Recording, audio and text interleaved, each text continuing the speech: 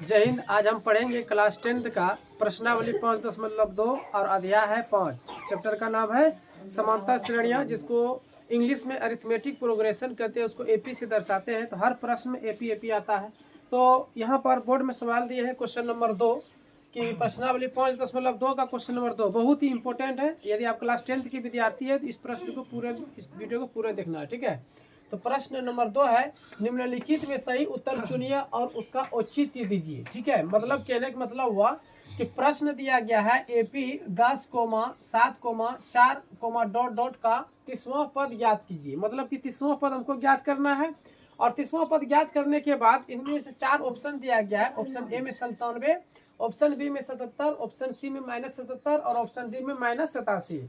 तो दोस्त ये सब प्रश्न जो है बहुत इंपॉर्टेंट होते हैं। ये सब प्रश्न जो है सूत्र के द्वारा बनता है। तो चलो हम उसको बनाते हैं। इस प्रश्न को बहुत ही आसान तरीका से हम हल करेंगे, ठीक है। तो यहाँ पर सबसे पहले हल लिखेंगे। उसके बाद यहाँ पर एपी जो दिया गया है, ध्यान देना, एपी इसमें क्या दिया गया है, एपी दिया गया है कि 10,7,4, ठीक है। और डॉट डॉट हमको 30वां पद हमको क्या करना है, ज्ञात करना है। 30वां पद हमको निकालना है। तो यहाँ पर क्या करना है कि इसको प्रथम पद मानते हैं, यानी कि ए का मान हो जाएगा कितना, 10 हो जाएगा प्रथम पद। ये A1 हो जाएगा, ये A2 हो जाएगा, ये A3 हो जाएगा, ठीक है। तो जब हमको इसमें क्या होता है कि सर्व अंतर निकालना होता है। सर्व अंतर के मतलब हुआ कि 10 और 7 के बीच में कितना का डिफरेंस है। तो 10 में 7 का कितना डिफरेंस है, 3 का। और 7 और 4 के बीच में कितना डिफरेंस है, 3 का। इसका मतलब हुआ कि इसमें डी का मान 3 निकलेगा। जैसे देखो, पहला पद को A1, दूसरा पद को A2 और तीसरा पद को A3, ठीक है। तो चलो इसको हम बनाते हैं। तो पहला पद A1 हुआ, A1 10 और A2 का मान 7 हो गया। हमको A2 तक ही चाहिए था, A2 का मान 7 हो गया। और हमको डी निकालना होता है, ठीक है, जिसको हम सार्वंतर कहते हैं।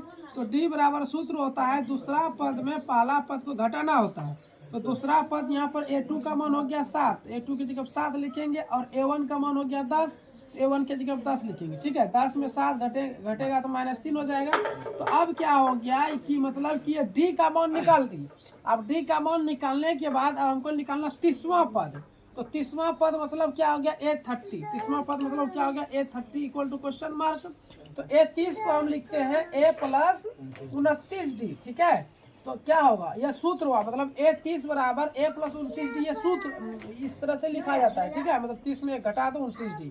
अब यहाँ A का मान 7 है, A का मान 7 है, प्लस 29 और गुना डी का मान कितना है, डी का मान -3 निकला। तो डी की जगह पर -3 लिखेंगे।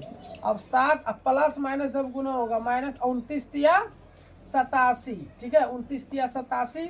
अब 87 में 29 गुना डी का मान -3 आया, ठीक है। तो यहाँ पर क्या है, 7 और फिर प्लस माइनस माइनस, ठीक है। 29 या 87 में हमको क्या करना है, 7। A1 का मान क्या है, 10 है ना।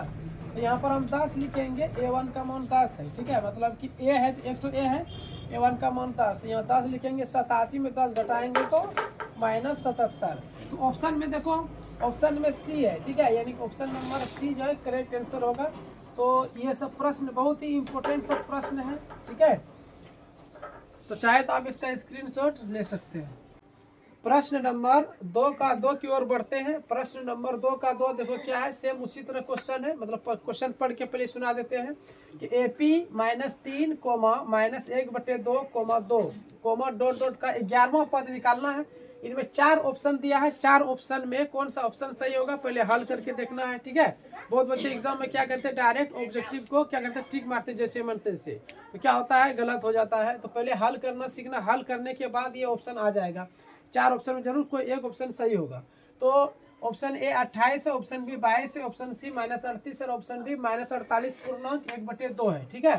तो पहले क्वेश्चन को हल करना है। हल करने के बाद जब उत्तर आ जाएगा तो सब समझ लेना कि उत्तर बिल्कुल सही है। जैसे यहाँ पर हम हल करेंगे, AP क्या दिया गया है, AP -3, -1/2 और 2 डॉट डॉट का कितना पद निकालेंगे, 11वां पद निकालेंगे, ठीक है।